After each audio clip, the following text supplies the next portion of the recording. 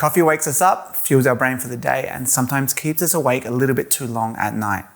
Have you ever wondered how your brew method affects the caffeine content in your cup? Today, we're breaking that down.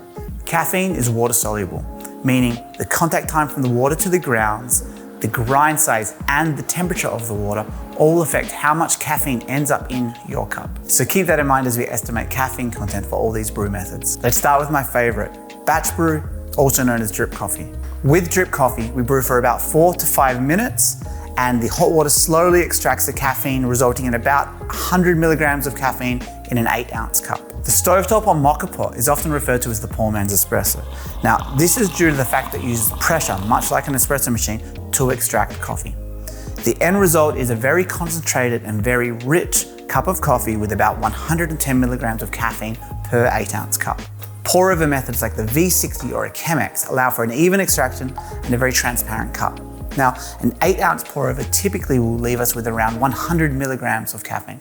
Now let's talk about espresso. Since it's brewed under high pressure for around 30 seconds, it extracts less caffeine total relative to something like a filter. A single shot of espresso has around 60 milligrams of caffeine. However, since we typically drink it in smaller servings, it can feel much more concentrated and much more intense. And if you've ordered a long black or a flat white, you're just adding extra water or extra milk.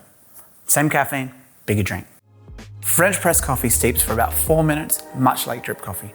But due to the fact that the coffee grounds are immersed in the water, the extraction tends to be higher. A typical 8-ounce serving has around 90 milligrams of caffeine.